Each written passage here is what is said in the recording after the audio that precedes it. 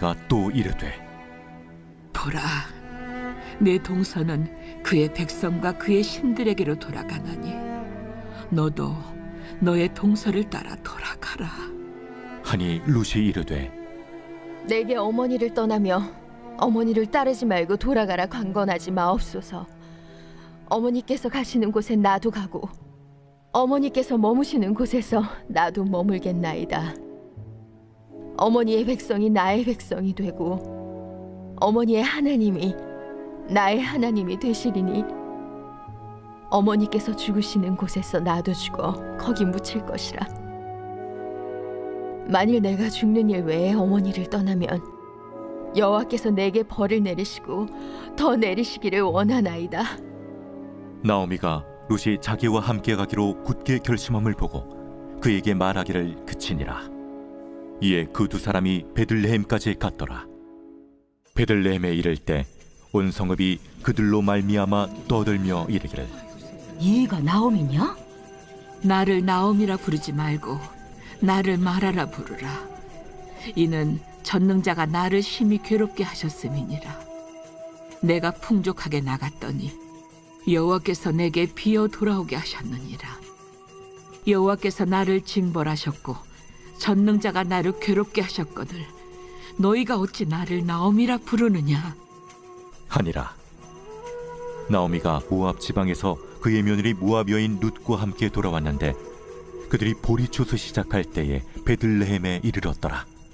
우리 사랑하는 브릿지 가족 여러분, 그리고 오늘도 함께 말씀의 자리를 지켜가시는 우리 소중한 성도 여러분, 2026년 5월 2일 토요일 우리 룻기 1장 15절에서 22절의 말씀을 중심으로 나오미라 부르지 마라 라고 하는 제목하에 오늘 토요일 새벽 예배 말씀 함께 잠시 묵상하려고 합니다. 우리의 인생을 돌아보면 나름대로 우리 모두는 다 쓴뿌리를 가지고 있습니다. 누군가가 물어보면 저는 인생에 쓴뿌리가 없습니다 라고 말할지는 몰라도 순간 나도 모르게 내 안에 내재되어 있는 이 쓴뿌리가 예고도 없이 불쑥불쑥 솟아오를 때가 있습니다. 하루가 멀다 하고 폭력과 욕설이 난무한 가정에서 태어난 그 자체가 인생의 쓴뿌리가 될 수 있고요. 더 이상의 기회가 주어지지 않을 만큼 인생의 처절한 실패를 경험한 그 자체가 인생의 쓴뿌리가 될 수도 있습니다. 결혼의 실패, 자녀 교육의 실패, 사업의 실패, 그리고 내 성격의 못마땅함 등 다양한 인생의 뿌리들이 있습니다. 그런데 이 쓴뿌리가 생각처럼 빨리 사라지거나 쉽게 조절되지 않는다라는 특징이 있죠. 저는 커피를 굉장히 좋아하는데 여러분도 커피 좋아하십니까? 얼마 전에 어떤 집사님 네 분을 통해서 이 드랍 커피라고 하는 것들을 조금 더 관심을 갖고 또 그 커피를 함께 마셔본 적이 있는데요. 바쁜 일상 가운데 커피를 내려서 마시는 시간조차 굉장히 아깝다라고 느끼면서 살던 제 자신에게 막상 이 드랍 커피를 한번 내려서 이렇게 맛을 보니까 확실히 맛의 차이를 좀 느낄 수 있을 만큼의 매력이 좀 있더라고요. 여러분, 우리 혀에는 맛을 느낄 수 있는 감각기관이 있습니다. 특히 쓴맛은 혀의 가장 안쪽 부분, 이걸 설근부라고 하는데 여기서 이제 그 맛을 느끼게 되어 있습니다. 그러다 보니까 단맛, 신맛, 짠맛에 비해서 쓴맛을 느끼기까지 오래 걸리고 그리고 혀 안쪽 표면에 오래 남아 있어서 못내 그 맛이 쉽게 가시지 않는 특징이 있는 게 그게 바로 쓴맛입니다. 여러분 어떠십니까? 여러분의 인생을 맛으로 표현한다면 여러분은 어떤 맛이라고 표현할 수 있으십니까? 자, 오늘 본문에 등장하는 나오미라고 하는 여인, 글쎄요. 한마디로 그녀의 인생을 맛으로 표현한다면 아마 신맛, 단맛, 짠맛이 아닌 쓴맛일 겁니다. 이유가 뭐냐면 여호와의 손이 나를 치셨으므로 내가 너희로 말미암아 더욱 마음이 아프다라고 하는 이 고백을 통해서 우리는 충분히 나오미라고 하는 한 여인의 삶이 한탄과 비통함 그 자체임을 예상할 수 있는 것이죠. 모압 평지를 떠나서 베들레헴으로 돌아가는 그 찰나에 뒷목이라고 하는 뜻을 가진 오르바는 결국 모압 땅으로 돌아가게 되고 남아있는 룻을 데리고 머나먼 여정을 드디어 나오미는 시작하게 됩니다. 말씀을 묵상하면서 잠시 상상을 해보았는데요. 우리는 보통 룻의 입장에서 어머니의 백성이 제 백성이 되고 어머니의 하나님이 나의 하나님이 되십니다 라고 하는 고백을 기반으로 보면 룻이라고 하는 여인이 믿음이 참으로 멋있다라는 생각이 들곤 합니다. 그런데요, 나오미의 입장에서 보면 지금 이 상황이 굉장히 난처할 수밖에 없는 상황이다라는 것이 좀 느껴지십니까? 지금 나오미에게는 베들레헴으로 돌아가는 것 외에는 남은 선택지가 없습니다. 그런데 모압 며느리를 꼬리표처럼 달고 10년이나 등졌던 고향에 입성하는 것이 나오미 입장에서는 그게 썩 반가운 일만은 아니겠죠. 혼자서 고향으로 돌아가면 남편과 두 아들을 잃었다고 말하고 그저 고향 사람들에게 긍휼과 자비를 입으면 그만인데, 룻과 함께 간다면 이건 또 다른 이야기 아니겠습니까? 아들이 왜 모압 여인과 결혼했는지 설명도 해야 되고, 이방 땅 모압에 살면서 왜 하나님의 법도를 지키지 않았는지도 고백해야 되고요. 룻을 데리고 가는 그 자체가 베들레헴에서는 나오미의 부끄러운 과거를 그대로 증명하는 꼴이 될 수밖에 없는 것입니다. 결국은 나오미에게 있어서 룻은 자신의 인생이 다름 아닌 쓴맛 인생이라는 것을 드러내는 요소밖에 되지 않지 않겠습니까? 이게 지우고 싶은 겁니다. 기억하고 싶지 않은 겁니다. 나의 부끄러운 과거를 룻을 통해 증명해 보이고 싶지 않은 겁니다. 그래서 더더욱 룻을 밀어내려고 애를 썼는지도 모르겠습니다. 그런데 어떻습니까? 끝끝내 나오미를 따라오겠다는 룻을 결국은 뿌리치지 못하지요. 자, 17절 18절 말씀에 보면 어머니께서 죽으시는 곳에서 나도 죽어 거기 묻힐 것이라. 만일 내가 죽는 일 외에 어머니를 떠나면 여호와께서 내게 벌을 내리시고 더 내리시기를 원하나이다 하는지라. 나오미가 룻이 자기와 함께 가기로 굳게 결심함을 보고 그에게 말하기를 그치니라 라고 기록합니다. 이제 공간적인 장면이요, 모압 평지에서 베들레헴으로 바뀌어집니다. 자, 그런데 여러분 혹시 궁금하지 않으십니까? 나오미는 룻을 떠나보내려고 안간힘을 쓰고, 반대로 룻은 안간힘을 써서 나오미를 끝까지 쫓아가겠다라고 하는 이 두 사람이 베들레헴을 향해 걸어가면서 무슨 이야기를 서로 주고받았을까요? 설마 한마디도 안 하고 그 먼 길을 걸어오지는 않았을 텐입니다. 그런데도 야속하게도 우리의 궁금증을 룻기에 저자는 다음과 같은 한 구절로 그냥 깔끔하게 정리를 해버립니다. 자, 19절 말씀이 이렇게 기록되어 있죠. 이에 두 사람이 베들레헴까지 갔더라. 잠시 상상력을 좀 동원해 본다면 아마도 두 사람은 떠나기 전에 남편과 두 아들이 안치되어 있는 묘지에 들려서 작별 인사라도 했을 겁니다. 때론 두 여인은 모압에서의 추억을 기억하며 도란도란 이야기도 나누었을 겁니다. 룻의 입장에서는 베들레헴이 어떤 곳인지 궁금하지 않았을까요? 아마 나오미에게 베들레헴에 대한 이런저런 궁금한 것들을 물어봤을 겁니다. 뿐만 아니라 이제 룻은 유대인의 신앙과 관습의 테두리 안에서 살아가야만 했기 때문에 하루라도 빨리 그 문화권에 젖어 들어가기 위해 나름대로 어떻게 노력해야 되는지에 대한 질문도 아마 많이 던졌을 겁니다.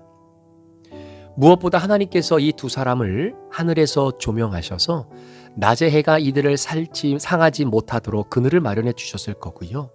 그 밤의 으슥함과 야생동물의 습격으로부터도 지켜주셨음이 아마 당연할 것입니다. 또한 먹는 음식도 마치 우연의 일치를 가장해서 공급해 주셨을 거예요. 마치 낙타 상인들이 떨구고 간 건포도빵 같은 것으로 식사를 대신하지는 않았을까. 여하튼 두 여인이 베들레헴으로 무사히 도착한 배후에는 하나님의 특별한 보호하심과 은혜가 머물렀던 것이 분명합니다. 당연히 몰랐겠죠. 고개를 떨군 채 베들레헴에 입성한 나오미는 장차 이 땅에서 하나님께서 어떤 은혜, 어떤 사랑, 바로 어떤 햇세들을 베풀 것인지, 베들레헴에서 마련하신 구원이 어떤 것인지를 당연히 몰랐을 겁니다. 그러나 룻에게 베들레헴이란 동네 자체가 설레기도 하고 두렵기도 한 새 땅이었을 거예요. 두 여인은 긴 도보 여행 끝에 몸이 많이 지쳤을 겁니다. 동네 어귀에 다다른 순간 10년이라고 하는 세월이 훌쩍 지나갔음에도 불구하고 나오미를 알아보는 사람들이 하나 둘씩 나타납니다. 나오미의 출현으로 인해 동네가 들썩들썩거리기 시작하는데 19절에 이렇게 기록되어 있지요. 이 아이가 나오미냐? 다른 말로 표현하면 무엇입니까? 그녀가 기쁨인가? 즐거운 자인가? 이걸 다시 묻는 겁니다. 순간 나오미는 자신의 이름을 듣자마자 다시 쓴뿌리가 깊은 곳에서부터 솟아오르는 것을 느낍니다. 오랜만에 만난 동네 사람들 앞에서 반가움은커녕 가시가 되어 되받아치며 이렇게 말하는 거지요. 나를 나오미라고 부르지 말고 말하라 부르라. 나오미의 대답에 들썩들썩거렸던 동네는 마치 찬물을 끼얹는 듯 이내 조용해졌습니다. 나오미와 함께 출발했던 남편 엘리멜렉이 보이지를 않습니다. 나오미의 두 아들도 역시 보이지 않습니다. 그런데 나오미 옆에는 유대인과는 도저히 섞여서는 안 될 젊은 모압 여인이 사뭇 겁에 질린 채 피곤한 기색으로 서 있는 겁니다. 궁금한 눈으로 하나부터 열까지 나오미를 주시하며 관찰하고 있는 동네 사람들에게 나오미는 조롱거리가 되고 싶지 않았을 겁니다. 순간 내가 이들에게 조롱거리가 되지 않기 위해 모압에서의 10년을 어떻게 설명하면 되지? 그래, 이렇게 설명하면 되겠다. 자, 그러면서 21절에 이렇게 이야기하는 겁니다. 내가 풍족하게 나갔더니 여호와께서 내게 비어 돌아오게 하셨느니라. 여호와께서 나를 징벌하셨고 전능자가 나를 괴롭게 하셨거늘 너희가 어찌 나를 나오미라 부르느냐 하니라. 그러니까 자신의 비통함을 순전히 하나님의 탓으로 돌리며 하나님께 비난의 손가락질을 하는 겁니다. 언뜻 보면 이 말이 얼떨결에 튀어나온 것 같지만 사실 그렇지 않아요. 분명히 나오미는 사람들에게 지난 10년을 축약할 말을 긴 도보 여행 중에 이미 준비해 놓지 않았겠습니까? 얼마나 사람들이 궁금한 것이 많고 질문이 많겠습니까? 10년 세월의 고통은 하나님 때문이야 라는 철저한 비난. 여호와께서 나를 징벌하셨고 전능자가 나를 괴롭게 하셨거늘. 지금 나오미는 하나님의 이름을 사용해서 자신의 삶이 쓴뿌리로 변한 이유를 정당화하고 있는 겁니다. 전능하신 하나님, 불가능이 없으신 하나님이 내 인생을 이렇게 쓴물로 쓴맛으로 바꾸어 놓으셨다는 거 아닌가요? 그런데 사랑하는 여러분, 왜 나오미는 전능자가 내 인생을 이렇게 쓴맛 나는 인생으로 만들어 놓았다라고 하면서 반대로 그 전능자가 지금 내 쓴맛 나는 인생, 쓴물 나는 인생, 마라의 인생을 단맛 나는 인생으로 바꾸실 능력이 있다는 것을 왜 몰랐을까요?